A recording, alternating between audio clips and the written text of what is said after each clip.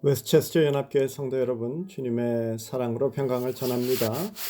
오늘은 10월 21일 수요일이 됩니다. 주의 은혜 가운데에서 또 승리하는 하루 되시기를 원합니다. 오늘은 어제에 이어서 로마서 14장 13절부터 18절까지의 말씀 함께 나누며 은혜를 받기를 원합니다. 사도 바울은 14장에서 음식 정결에 관한 문제, 절기, 특별히 안식일을 지키는 문제를 가지고 갈라져 있는 성도들에게 하나님의 뜻을 전하고 있습니다. 무엇보다도 서로 비판하는 자세와 업신여기는 자세를 버리고 형제 서로를 받아들이라 라고 말씀하십니다. 믿는 자가 목숨을 내놓을 수도 있는 복음에 관한 문제, 생명에 관한 그런 본질적인 문제가 아니라 그런 부수적인 것들, 비본질적인 것으로 인해서 서로 마음 상하지 말라고 하십니다. 15절에 또 이렇게 말씀하시죠.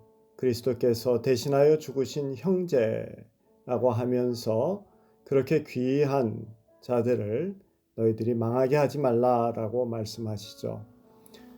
우리 믿는 자는 죽어도 주를 위해서 죽고 살아도 주를 위해서 살 일이지, 먹는 것, 절기 지키는 일과 같이 그런 사안으로 죽고 살자 덤비면서 서로에게 상처 주지 말라는 말씀입니다. 그러면서 교회나 세상에서 갈등이 있을 때 가져야 할 한 가지 초점, 그것을 가르치고 있습니다. 심판대 앞에서 하나님께 답해야 할 것임을 기억하고 그것에 초점을 맞추고 살아라, 말하라 라고 말씀하십니다. 각 사람이 자기 일을 하나님께 짓고 해야 할 것이라고 또 말씀하십니다. 오늘 본문에서는 특별히 음식 문제를 거론하면서 서로에게 가져야 할 자세를 이렇게 가르치십니다. 15절이죠. 만일 음식으로 말미암아 내 형제가 근심하게 되면 이는 내가 사랑으로 행하지 아니함이라. 그리스도께서 대신하여 죽으신 형제를 내 음식으로 망하게 하지 말라. 당시는 우상 숭배가 최고조에 달했던 시대였습니다. 특별히 로마 교회가 있던 그 로마가 그랬었죠. 그러므로 시장에 나와 있는 대부분의 고기들은 이방 신전에 제물로 드려졌던 고기들이었습니다. 그러한 고기를 먹는 것에 대해서 어떤 교인들은 죄라고 생각하고 최소만을 고집했습니다. 반면에 어떤 교인들은 아무런 꺼리낌 없이 이 고기를 먹었었죠. 물론 어떤 음식이든지 먹을 수 있습니다. 모든 음식은 하나님께서 우리에게 주신 선물이기 때문이죠. 그럼에도 불구하고 믿음이 약하여서 꺼리낌 때문에 채식만을 고집하는 사람을 업신여기지 말라라고 말씀하십니다. 또한 고기를 먹지 않는 자가 고기를 먹는 자들을 우상에게 바쳐진 것을 먹었다라고 비판하지 말라고 하십니다. 그런 것으로 서로 마음을 상하게 한다면 사랑으로 행하는 것이 아니기 때문에 어떤 음식이냐 이런 것 부수적인 것으로 서로 갈라지지 말라라고 경고를 하십니다. 행동의 기준은 사랑이다라고 말씀을 합니다. 그러면서 자기 주장을 다른 사람에게까지 강요하거나 자신이 다른 사람의 잘잘못을 자기의 관점에서 말하지 말라라고 또한 14절에서 이렇게 말씀하십니다.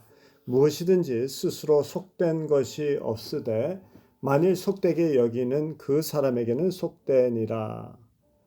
말하자면 속되게 먹는 사람에게는 속된 것이고 감사함으로 먹는 사람에게는 유익한 것이다 라는 말씀입니다. 그러니 스스로 정하고 그런 것으로 서로 마음 상하지 말라라고 말씀하십니다. 본문 13절에 또한 귀한 교훈이 있습니다. 서로 비판하지 말고 도리어 부딪힐 것이나 거칠 것을 형제 앞에 두지 아니하도록 주의하라 라고 말씀합니다. 정말 많은 의미를 담고 있는 말씀이죠. 말 한마디 행동 하나에 남을 먼저 생각하는 마음을 가지라는 것이죠. 부딪힐 것이나 거칠 것을 먼저 생각해서 내 말에서 걸러내는 것이 진정한 배려이다라는 말씀입니다. 사랑 때문에 자신의 권리나 자유, 또 내가 할 수 있는 말까지도 제한하는 것입니다. 그런 사랑에서 나오는 희생이 있어야지만이 교회는 평안하고 하나 되어져서 주님의 뜻을 이루어 나갈 수 있는 것이죠. 17절에서도 중요한 말씀을 하십니다. 하나님의 나라는 먹고 마시는 것이 아니요 오직 성령 안에서 의와 평강과 희락이라. 오늘 우리가 하나님 나라의 백성이라면 진정한 의로움을 알고 또한 의로운 삶을 살아가야 합니다. 그런데 의는 내 생각에 무엇이 옳다 그르다가 아니라 성경에서 이야기하는 의는 예수님과 같은 자세로 사는 것을 말합니다. 가늠한 여인도 용서하시며 더 이상 그렇게 살지 말라라고 말씀하시면서 정죄가 아니라 생명을 주시는 예수님과 같이 사는 것이 의입니다. 부정한 문둥병자, 남들은 다 보기도 원치 아니하고 가까이 하기도 원치 아니하는 그들을 찾아가셔서 만지시면서 자신이 부정하게 됨조차도 마다하지 아니하시는 예수님과 같이 사는 그것을 의라고 부릅니다. 옳고 그른 것을 따지는 것은 의가 아니라 판단일 뿐입니다. 또한 오늘 우리가 하나님의 자녀라면은 평강을 위해서 평화를 만드는 사람으로 살아가라라는 말씀을 하죠. 이 부분은 지난주에 설교에서 충분히 나누었습니다. 그리고 신앙생활은 기쁨입니다. 신앙생활은 무거운 짐을 지고 어쩔 수 없이 가는 길이 아니라 예수님의 손을 잡고 꽃동산을 오르는 길입니다. 오늘도 예수님을 닮는 의로 또한 화평을 만드는 자, 피스메이커로 또한 기쁨으로 희락의 삶을 사는 그러한 자세로서 하나님의 나라를 이 땅에 만드는 저희들 되기를 원합니다. 우리가 잘 아는 톨스토이 우화 하나를 생각해 봅니다. 사자와 소가 서로 죽도록 사랑을 하여서 서로에게 최선을 다하기로 약속하고 결혼을 하고 함께 살게 되었다고 합니다. 소는 최선을 다해서 날마다 맛있는 풀을 모아다가 사자에게 가져다 줍니다. 사자는 싫지만은 참습니다. 사자도 최선을 다해서 매일 맛있는 살코기를 소에게 가져다 줍니다. 소는 괴로웠지만은 참습니다. 그러나 참는 것도 한계가 있는 것이죠. 둘은 그렇게 살다가 결국에는 치열하게 다투고 결국 헤어지게 됩니다. 헤어지고 난 후에 서로에게 한 말은 나는 최선을 다했어 라고 합니다. 안타깝게도 처음부터 헤어진 다음까지도 소는 소의 눈으로 세상을 바라보았고 사자는 사자의 눈으로 세상을 바라본 것이죠. 그들에게는 서로 소의 세상 그리고 사자의 세상, 즉 자기만의 세상이 있었을 뿐입니다.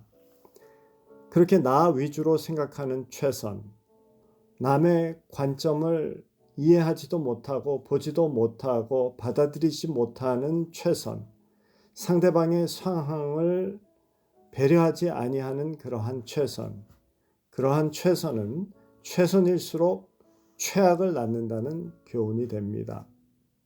그래서 최선은 상대방의 마음부터 이해하는 것으로 시작돼야 됩니다. 그렇지 않으면 아무리 노력해도 소와 사자와 같이 노력하는 그런 최선일 뿐이지 좋은 결과를 얻지 못하는 것이죠. 관점의 차이를 이해하고 또한 상대방을 인정하고 나의 눈높이를 낮출 것을 낮추어서 또 넓힐 것은 넓히어서 상대방을 배려하는, 그래서 나의 관점과 입장을 바꾸어서 생각하는 그런 역지사지, 이것이 있어야지만이 좋은 결과를 이룰 수 있다라는 것이죠. 이것은 모든 인류의 덕목이고 또한 지혜가 됩니다. 말씀을 마칩니다. 오늘도 서로의 관점을 이해하고 상대방의 상황을 마음에 품고 함께 아파하며 함께 울어줄 수 있는 우리들이 되어서 우리의 최선이 정말 아름다운 결과를 맺을 수 있는 우리들의 삶이 되어지기를 주님의 이름으로 축원합니다. 우리 다 같이 기도드리겠습니다. 사랑의 하나님, 저희들에게 허락하여 주신 또 이 말씀에 감사합니다. 참 최선이 최악이 되지 아니하도록 우리의 마음을 넓게 해 주시고 상대방의 관점을 이해하고 또 인정하는 또 우리의 인식의 폭을 넓힐 수 있는 저희들 되게 해 주셔서 정말 주님의 뜻을 이 땅에서 이루어 나가는 저희들 되기를 원합니다. 특별히 예수 그리스도의 의와 그리고 평화와 그리고 기쁨을 누리는 저희들 삶이 되게 해 주시옵소서. 오늘도 우리 성도님들 주님께서 지켜 보호해 주시옵고 함께 해 주실 것을 믿고 의탁하며 우리 주 예수님의 이름으로 기도드리옵나이다. 아멘.